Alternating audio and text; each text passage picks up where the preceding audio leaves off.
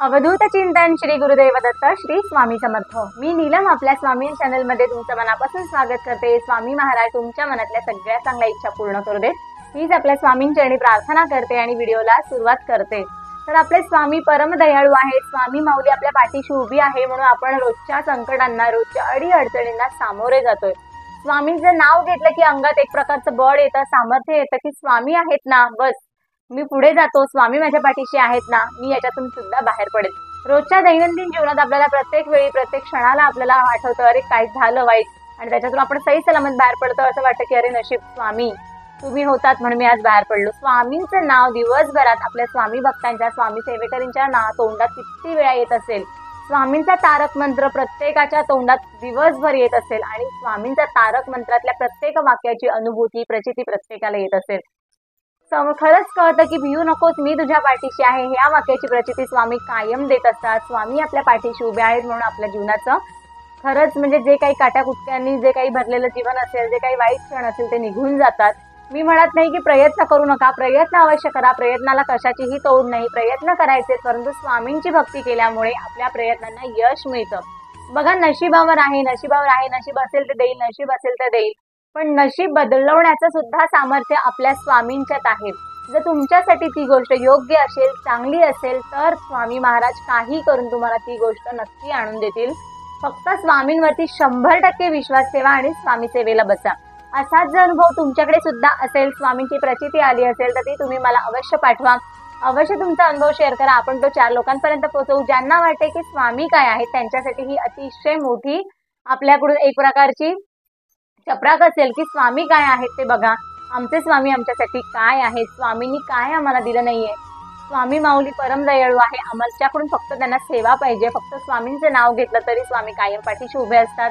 आपण सुद्धा 4 लोकांपर्यंत स्वामी सेवेचा प्रसार करू, जेणेकरून 4 लोक आपल्या स्वामी सेवेत येतील आणि त्यांच्याही मनातल्या इच्छा पूर्ण होतील आणि त्यांच्याही नकळत त्यांची इच्छा पूर्ण झाल्यानंतर जो दुवा आहे तो आपल्याला मिळून जाईल, त्यांच्याही मनातल्या इच्छा पूर्ण होते। तर अशीच जर काही तुमच्याकडे एखादी अनुभूती असेल, स्वामींची काही प्रचिती आली असेल तर तो तुम्ही नक्की शेअर करा, आपण सगळ्यांपर्यंत शेअर करूया।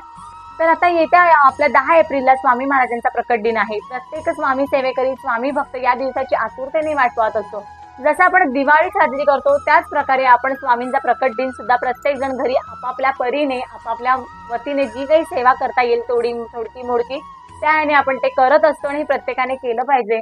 कारण स्वामींचा प्रकट दिन हा वर्षातून एकदा येतो। जसं आपण आपला वाढदिवस साजरा करतो, वाढदिवसाची वाट बघत असतो, त्याच परीने त्याच पटीने कित्येक पटीने जास्त पटीने स्वामींचा प्रकट दिन सुद्धा आपल्याला सोहळा साजरा करायचा। वर्षभर ते आपल्या पाठीशी उभे असतात ना, ते प्रत्येक वेळी आपल्यासाठी धावून येतात ना, मग आपण एक दिवस त्यांच्यासाठी अवश्य देऊया।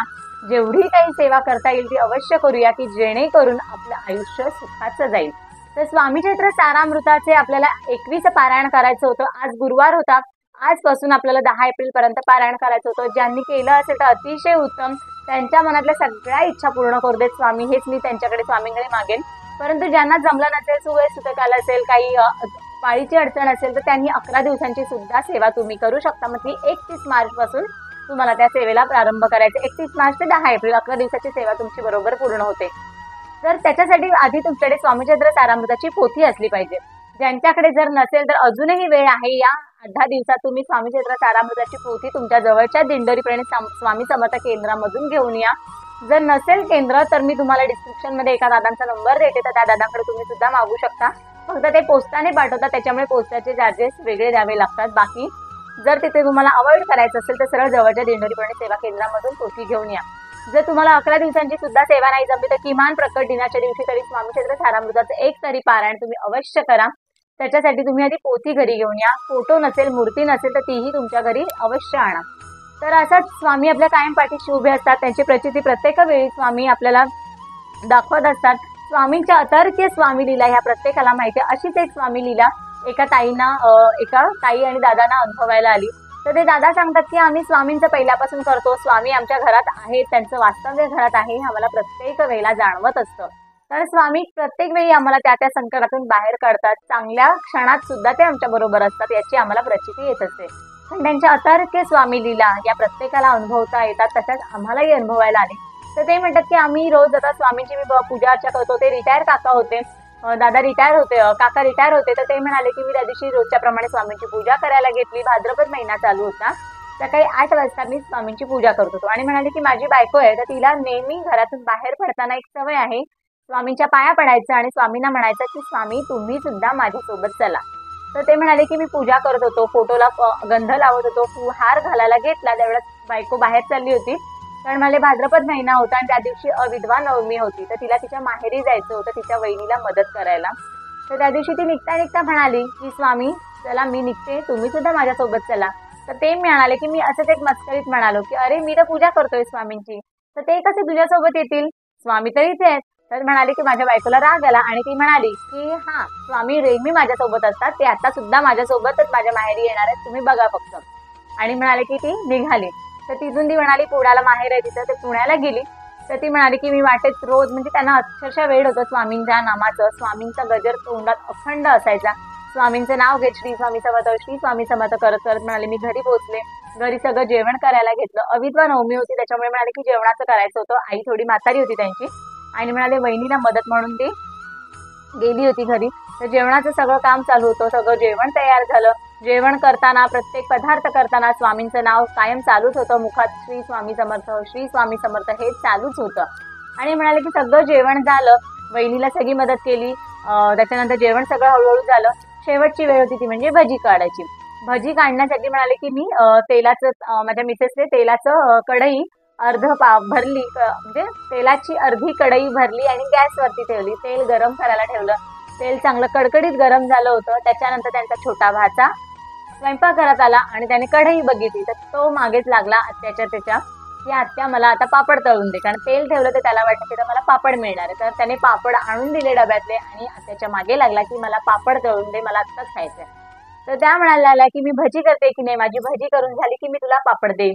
तर त्या म्हणाल्या की त्या समजवत होत्या, भाच्याला जवळ वगैरे घेऊन समजावलं आणि त्या समजवण्याच्या नादात भाच्याचा हात कढईला लागला आणि अख्खी कढईतलं तेल आहे ते त्यांच्या मिसेसच्या मांडीवरती पडलं, म्हणजे पोटरीच्या भागावरती तेलाची अख्खी कढई रिकामी झाली. चांगली म्हणाले की अर्ध्यापेक्षा जास्ती तेल होतं कढईत. कढई बरीचशी मोठी होती कारण जेवायला लोक येणार होती, त्या मानाने भज्या काढायच्या होत्या सगळ्यांसाठी आणि तेलाची कढई मोठी होती. अर्धी तेलाने भरली कढई सगळी म्हणाले माझ्या मिसेसच्या पायाच्या भागावरती, पोटरीच्या भागावरती पडली. सांडली. तर त्याच्याबरोबर त्यांची आई घाबरली आणि पटकन घाबरून म्हणाली अरे बापरे आता जाऊया ना, काय सांगायचं, काय म्हणतील ते, मी जेवणाला म्हणजे मी तुला बोलवलं काय आणि तुझ्या पायावर काय सांडलं. तर म्हणाले अतिशय वेदना व्हायला सुरुवात झाली कारण तेल अखंड गरम झालं होतं. तर त्यांनी काही विचार नाही केला आणि शाईचा जो अख्खा डबा होता तो पायावरती रिकामा केला. माहिती नाही त्यांच्या मनात काय आलं आणि स्वामींचं नाव घेतलं की स्वामी या ह्याच्यातून मला बाहेर काढा. आणि स्वामींचं नाव घेत शाईचा अख्खा जे काही बॉटल काय म्हणतात तर ती घेतली आणि त्यांनी अख्खी आपल्या पायावरती रिकामी केली. त्याच्यानंतर सगळं झालं, जेवण पार पडली, सगळं व्यवस्थित झालं आणि मग त्या रात्री घरी आल्या. रात्री घरी आल्यानंतर त्यांनी मिस्टरांना विचारलं जर अख्खी कढई तापलेली असेल तेलाने तर ती जर पायावर पडली, त्यातलं तेल जर पायावर पडलं तर काय होईल, किती फोड येतील पायावरती. तर मिस्टर म्हणाले फोडांचं सोडूनच दे, फोड जाऊ दे पण चालायला पण जमणार नाही, एवढं त्याची तीव्रता एवढी असेल की चालायला पण जमणार नाही धड. तर त्या म्हणजे त्यांच्या मिसेसनी पाय वरती म्हणजे साडी वरती केली थोडी आणि पाय दाखवला. अख्खा पाय शाईने माखलेला होता कारण त्यांनी शाईची पूर्ण बॉटल पायावर उठली होती. अख्खा पाय शाईने माखला होता आणि दाखवला की बघा. तर मिस्टर सुद्धा अवाक झाले की काय झालं तुझ्या पायाला, म्हणजे काय एवढं झालंय. तर मग त्यांनी झालेली हकीकत सगळी मिस्टरांना सांगितली, पाय दाखवला. पण पायावरती नंतर पाय स्वच्छ धुतला, पायावरती एकही चट्टा आला नव्हता. म्हणजे अक्षरशः म्हणाले की कोणाला सांगायला गेलं तर हा अनुभव नाहीच वाटणार की वाटेल ही बाई खोटं बोलते, असं थोडी असतं. एवढी जर तेलाने माखलेली तेलाने गरम झालेली जर कढई पायावर पडते तर साधा चट्टा पण येऊ नये, फोड आले असते गरम, अगदी म्हणजे सांगू नाही शकत की पायाचं काय झालं असतं, अक्षरशः फोडाने चिड्डण झाला असा पाय. परंतु म्हणाले की ही फक्त माझ्या स्वामींची लीला की पायावरती एकही चट्टा नव्हता. पाय स्वच्छ धुतला, पायाला मलम लावलं, व्यवस्थित पाय शेकवला, पायाला गरम पाण्यात पाय बुडवून ठेवला होता थोडा वेळ. त्याच्यानंतर अख्खा पाय स्वच्छ पुसला, तो शेकवला आणि मलम लावला आणि झोपी गेली शांत. दुसऱ्या दिवशी सकाळी उठली, पाय नॉर्मल होता. तर म्हणाले ही फक्त माझ्या स्वामींची लीला, हे फक्त स्वामींमुळे शक्य झालं, नाहीतर याची तीव्रता काय होती, याच्यामुळे काय झालं असतं हे मी सांगूही शकत नाही, असं ताई म्हणाल्या. आणि काका म्हणाले की खरंच म्हणजे स्वामी तुझ्यासोबत तुझ्या माहेरी नक्की गेले होते, हे मी मान्य करतो. जरी मी म्हणालो होतं की स्वामी इथे घरात आहे ते तुझ्याबरोबर कसे येतील, परंतु तू स्वामी तुझ्यासोबत निघाले होते, कारण तू मनापासून सांगितलं होतं स्वामी मी माहेरी चालले, तुम्ही सुद्धा माझ्यासोबत चला. म्हणजे ही आहे आपल्या स्वामींची लीला, अतर्क लीला. स्वामी असेच कायम पाठी उभे असतात, आपल्या भक्तांच्या एका हाकेसरशी ते धावून येत असतात.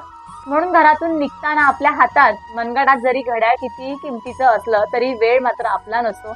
म्हणून कधीही घरातून बाहेर पडताना स्वामींना नेहमी सांगा की स्वामी मी या कामासाठी चाललोय, तुम्ही सुद्धा माझ्यासोबत चला. ही अतिशय चांगली सवय आहे. म्हणजे मी तरी स्वतः हे करते. रात्री झोपताना स्वामींजवळ जाते आणि म्हणते की स्वामी तुमच्या कृपेने माझा आजचा दिवस जो काही होता तो अतिशय चांगला गेलाय. तुमच्या कृपेमुळे आजच्या दिवसात माझे काहीही वाईट झालं नाही. जर माझ्याकडून दिवसभरात काही चूक झाली असेल तर मला माफ करा. आणि मी शांत झोपायला जाते. खरंच येणारा दुसरा दिवस जो असतो, उजाडणारा दिवस असतो, हा माहिती नसतो कोणाला आपल्या आयुष्यात येणार आहे की नाही येणार आहे. त्याच्यामुळे रात्री झोपताना रोज स्वामींजवळ प्रार्थना करा.